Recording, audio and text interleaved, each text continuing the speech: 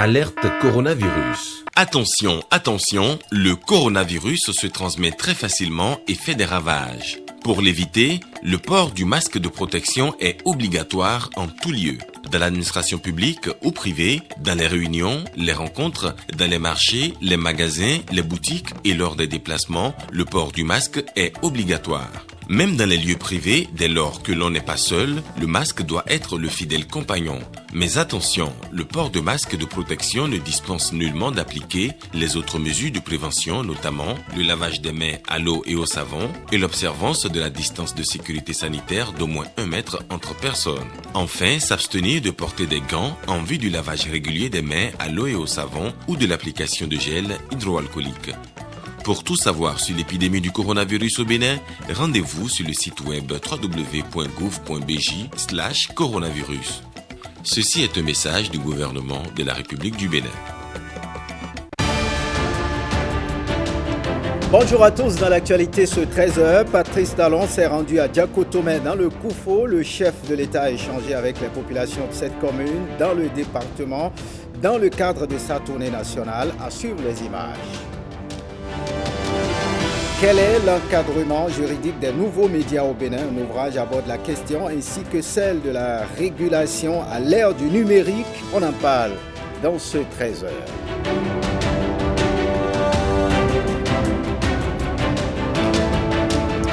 Et puis les Afriques 2020, cette récompense littéraire attribuée à Genève en Suisse. Depuis 5 ans, la rédaction s'intéresse à ses spécificités et l'association qui la porte. Vous suivrez Nikano Pori à cet effet. Bienvenue si vous nous rejoignez. La délégation présidentielle qui suit justement qui poursuit sa tournée à travers le Bénin était à Diakotomé sur les terres de Bruno Amoussou. L'ambiance ne pouvait qu'être exceptionnelle, comme nous le rapportent ici James William Bouaguidi, Ernest Etegou et Mohamed Bio. C'est la première fois de l'histoire, en dehors des campagnes électorales, qu'un chef de l'État en exercice se rend à Diakotomé depuis l'avènement du renouveau démocratique, qui plus est pour un exercice de reddition de comptes. Patrice Talon, dans sa tournée nationale entamée depuis le 12 novembre 2020, foule la terre natale de Bruno Amoussou, ancien président de l'Assemblée nationale.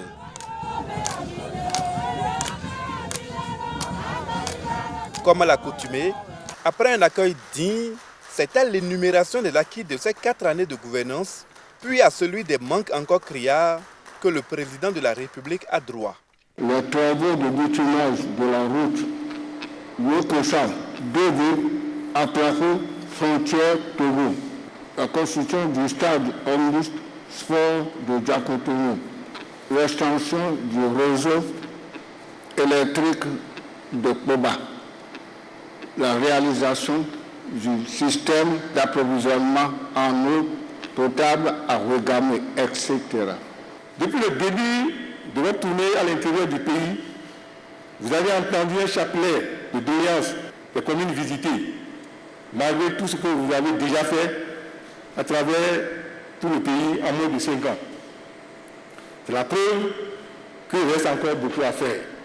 Ces problèmes ont leur origine dans les secteurs du développement tels que celui de l'eau, de l'électricité, des infrastructures routières, de l'éducation, de l'enseignement, de la santé, de la sécurité et j'en passe.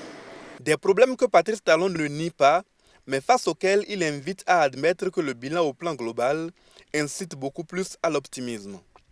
Ce que vous avez vu, c'est la même chose que j'ai vu également. Donc, que ce soit l'autre d'entre vous, que ce soit moi, l'énoncé du chemin que nous avons parcouru ensemble doit faire l'unanimité. Dans le domaine de la route, de l'eau, de l'électricité, de l'école, de la santé, des infrastructures marchandes comme les marchés, des stades, tout ce qui concourt au bien-être des jeunes, les services de l'État à nos populations. En appréciant le chemin parcouru dans tout le Bénin, ce qui a été fait dans chacun des domaines que je viens de citer, nous pourrions nous assurer de ce que, ah non, le Bénin, ça y est, a pris son envol. Dans cette commune frontalière du Togo avec lequel le Bénin partage le barrage de Nangbeto, Patrice Talon parle d'énergie électrique. Il y a 5 ans, le délestage était de notre quotidien. Nous ne produisons pratiquement plus d'énergie au Bénin, si ce n'est Nagbeto pour le compte de nos 2 pays. Mais l'essentiel venait du Nigeria, du Ghana. En 2016, à notre arrivée, c'est près de 40 milliards que le Bénin devait au Nigeria, au Ghana, à la CEB. Aujourd'hui, le Bénin doit 0 francs au Nigeria et au Ghana.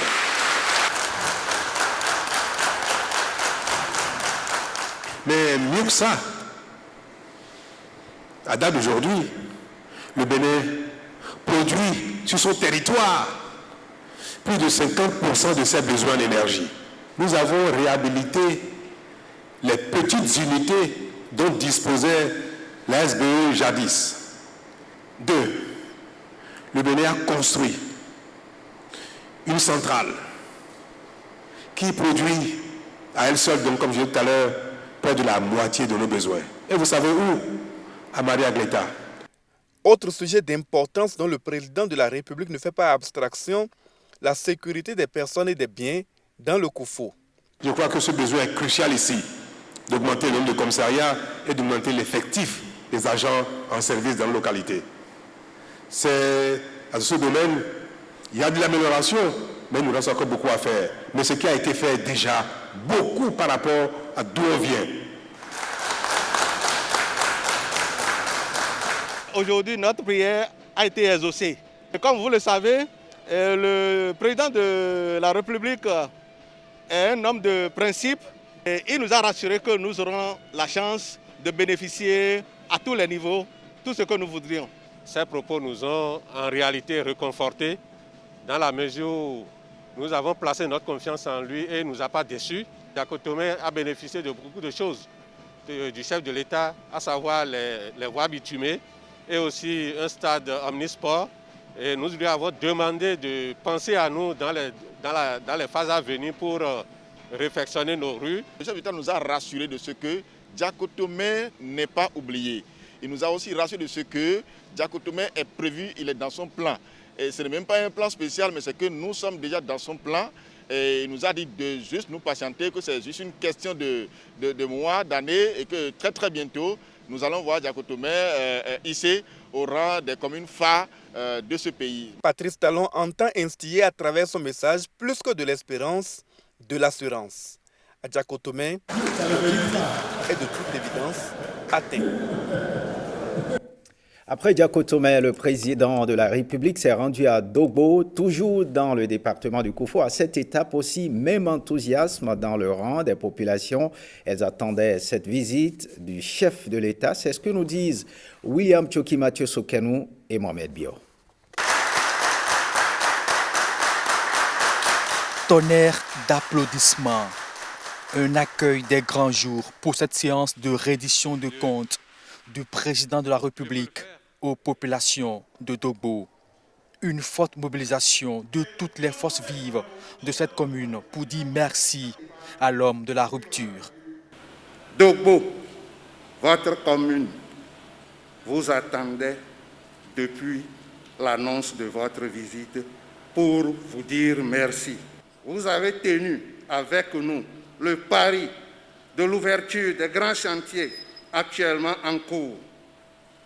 Le programme d'action initié par votre gouvernement depuis 2016 a impacté positivement notre commune à travers plusieurs travaux. La liste des acquis n'est pas exhaustive. Une longue liste de réalisations menées ces 4 dernières années. La construction du stade omnisport de Dogbo, d'une capacité de 3000 places au standing moderne, pouvant nous permettre d'accueillir bientôt des compétitions sportives de haut niveau. L'aménagement et le bitumage en cours de la route Lokosa, DV, à Plaoué frontière Togo. Ce grand chantier a l'avantage de désenclaver la partie ouest de notre commune, une zone de forte production agricole.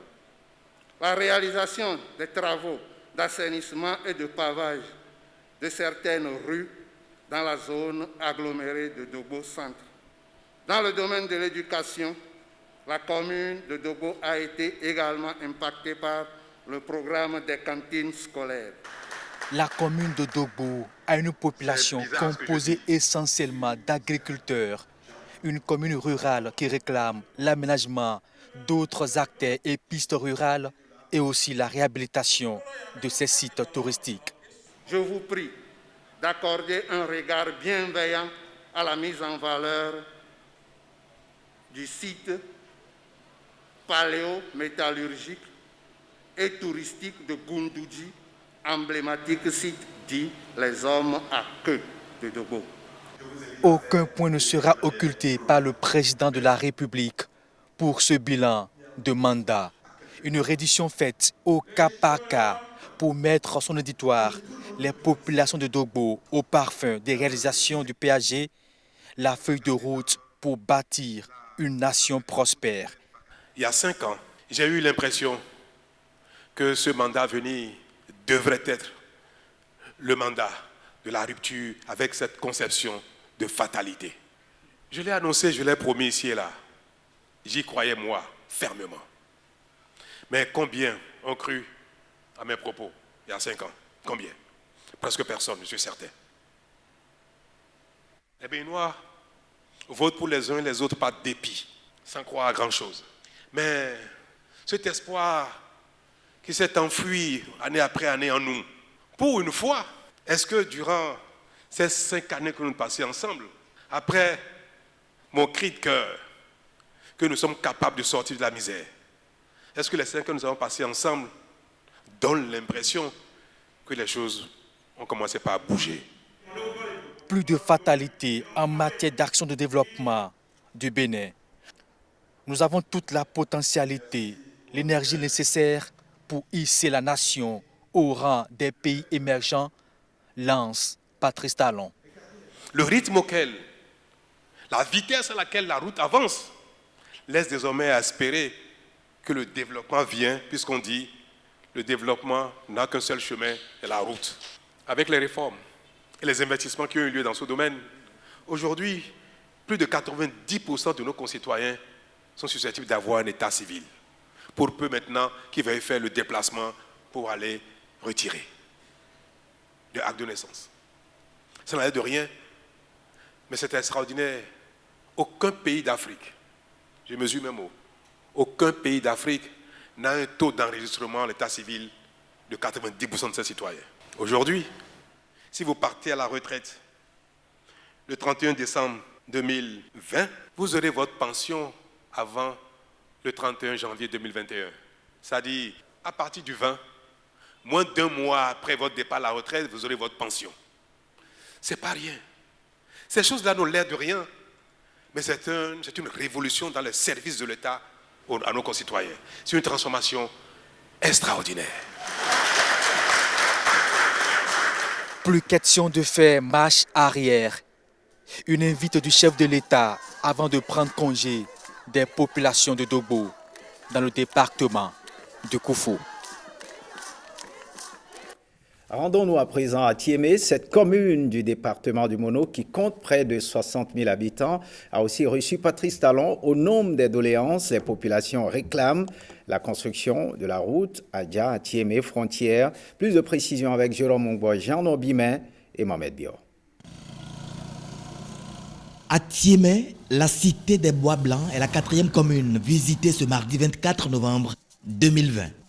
Patrice Talon, toujours au top de sa forme, malgré la tombée de la nuit, y a retrouvé ses compatriotes qui l'attendaient toujours.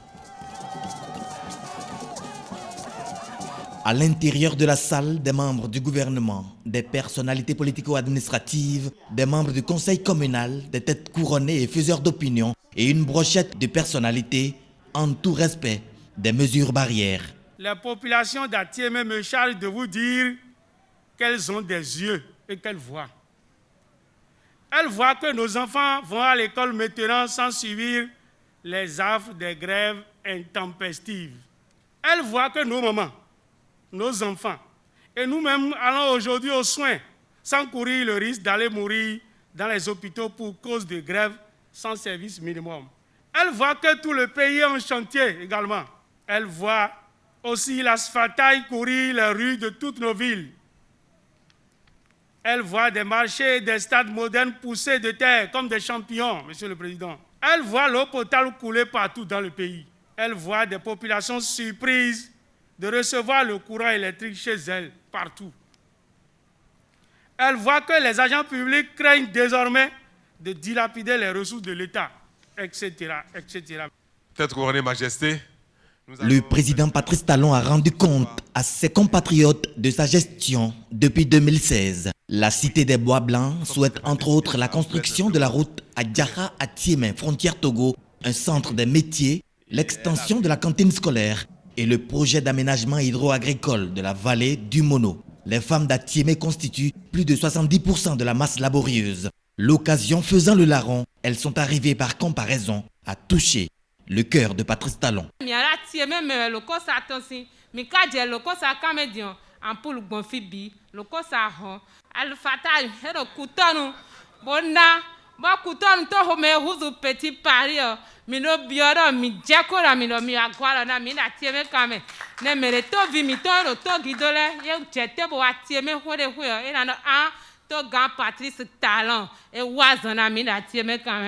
Vous imaginez combien j'aimerais agir le plus tôt possible pour également rentrer dans le cœur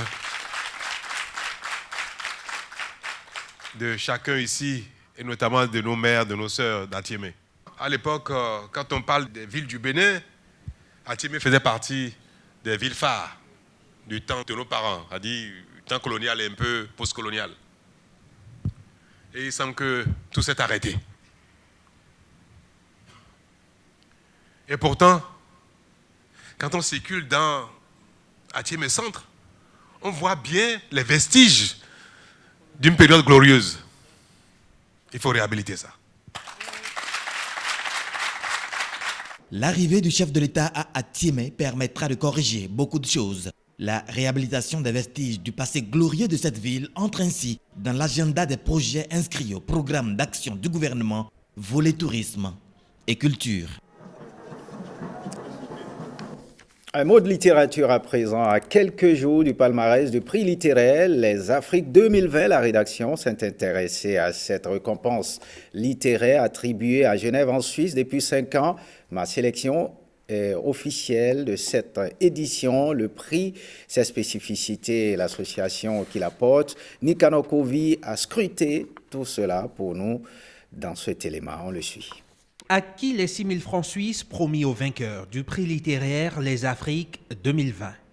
Bien malin qui pourra le dire sans être dans le secret des dieux ou des membres du jury pour être plus précis. Et en termes de sprint final, la carte de l'Afrique littéraire est dessinée entre 5 romans répartis sur 2 continents pour cette édition.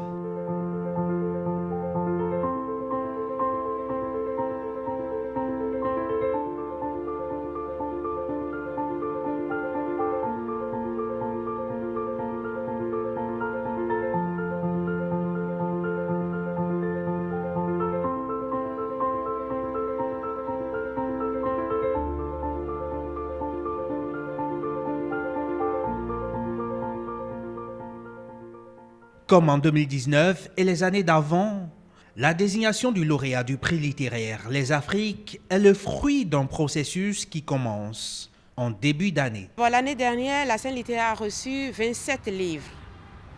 Et ces 27 livres sont d'abord lus par des lecteurs, choisis selon leur passion, des écrivains, des chroniqueurs, des chroniqueuses, une dizaine, à qui on envoie les livres, qui les lisent et qui sélectionnent 5 finalistes. Et ces 5 finalistes sont confiés maintenant à un membre de jury tout aussi cosmopolite, composé de Burkinabés, de Sénégalais, de Tchadiens, d'Afro-descendants aussi. Et ce sont ceux-là qui lisent les 5 romans finalistes et qui retiennent un livre. À bien des égards, le prix Les Afriques se distingue de nombreuses autres récompenses littéraires en cela qu'il brise la barrière des langues. Un prix particulier parce que organisé par des Africains pour des Africains. Et l'autre spécificité du prix Les Afriques, c'est un prix pour lequel on accepte toutes les langues. Que votre œuvre soit écrite en swahili, en anglais, en fon ou n'importe quelle autre langue, vous pouvez soumettre votre œuvre.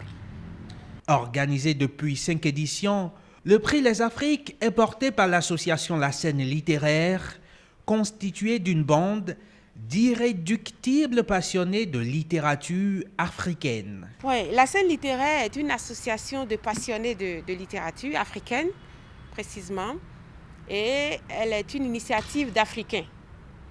La présidente est une Camerounaise, Flore Agnès Ndazoa Meltz, qui vient avocate et vit en Suisse. Cette association a pour objectif de promouvoir la littérature africaine et de donner de la visibilité aux écrivaines et écrivains africains et afrodescendants. Qui, pour succéder au Nigérian El Nathan John, lauréat 2019 du prix Les Afriques pour Né un mardi? Réponse le vendredi 27 novembre 2020 à 21h30.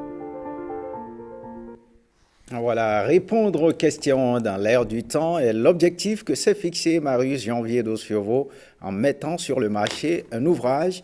Cet ouvrage qui relate l'aspect juridique des nouveaux médias et régulations à l'ère du numérique. Axel Dancier était à la cérémonie de lancement. Suivez son compte-rendu. Les jeunes hommes étaient éduqués à l'usage de tout ce qui est technologie de l'information et de la communication. Dans son manteau d'expert en droit du cyberespace et des médias, cet ancien secrétaire général à la haute autorité de l'audiovisuel et de la communication a une vue pointue sur le secteur du numérique au Bénin. C'est fort de ces expériences que Marius Janvier Dosiovo apporte une réponse aux défis de régulation d'un domaine en pleine mutation dans l'écosystème numérique, les nouveaux médias. Au cœur de sa démarche, une question cruciale. Comment les réguler? Le spécialiste en droit privé y propose des réponses dans son ouvrage intitulé « Contenir l'onde de choc sur le marché ». Il s'agit en effet d'un ouvrage qui est une précieuse source de documentation. Il recèle des décisions juridiques et d'analyses scientifiques de haut vol. L'ère du numérique, c'est le centre d'intérêt de l'ouvrage. Certains auteurs estiment en effet qu'à l'instar de l'écriture, de l'imprimerie, la révolution numérique pourrait compter parmi les 3 inflexions majeures de l'humanité. D'autres soutiennent l'idée selon laquelle le cyberespace est un monde qui annule l'existence de toutes les frontières et que par conséquent, aucune loi ne lui est applicable. L'auteur estime que l'avènement des TIC dans l'activité journalistique constitue une sorte de complexification de leur mission et nous invite à nous interroger sur les paradigmes induits par les nouveaux médias en tant qu'élément de la société de l'information. Contenir l'onde de choc est un essai de plus de 100 pages qui retrace les mécanismes susceptibles d'appuyer l'œuvre du régulateur des médias à l'ère du numérique, avec quelques pistes d'encadrement. Il ne faut pas se leurrer. Il ne faut pas croire que le régulateur des médias a une compétence générale sur tous les flux d'informations qu'il y a sur Internet. Ce n'est pas vrai. C'est pour cela que dans l'ouvrage, j'ai dit que le régulateur doit circonscrire son champ de régulation. Quels sont les critères? C'est là la question que nous devons nous poser. Quels sont les critères que le régulateur met en avant pour pouvoir déployer sa compétence sur les nouveaux médias? Il peut y avoir une ligne éditoriale, nous l'avons dit. Ça peut concerner, comment dirais-je, le professionnalisme de ceux qui animent ces médias-là. Et puis, parce que nous sommes en matière de nouveaux médias, nous avons parlé de l'extraterritorialité, donc de l'extranéité. Une séance dédicace et de vente à l'américaine ont mis un terme à cette cérémonie de lancement. Un mot de sport avec ce carnet noir. La légende du football, Diego Armando Maradona, est décédé hier suite à un arrêt cardiaque survenu. Donc hier, annonce les médias argentins, un véritable séisme pour le monde du football. Diego Armando Maradona qui a tellement bouleversé les codes, il laisse derrière lui des millions de fans de football en deuil. Nul n'aurait imaginé une fin si brutale du champion du monde 1986. Retour sur le parcours de la légende du football mondial. dénommé Dieu. Regardez. À 60 ans, Diego Armando Maradona a passé l'arme à gauche. Surnommé El Pibe de Oro, l'ancienne star mondiale champion du monde 1986 est décédé des suites d'un arrêt cardiaque cet après-midi. Opéré il y a quelques jours d'une tumeur du cerveau, le gamin au pied d'or s'en est pas remis. L'ancien joueur de River Plate, du FC Barcelone ou encore du Napoli a marqué l'histoire du football par son talent exceptionnel. Son doublé inscrit contre l'Angleterre en 1986 et plus précisément son premier marqué de la main qu'il appellera El Mano de Dios. La main de Dieu reste à jamais marquée dans le marbre de l'histoire du sport. Un mondial qu'il éclabousse de son talent pour finir par le remporter. Élu meilleur joueur du XXe siècle devant le roi Pelé, il était l'homme de toutes les excentricités. Un talent aussi énorme que ses nombreux dérapages. Adieu l'artiste.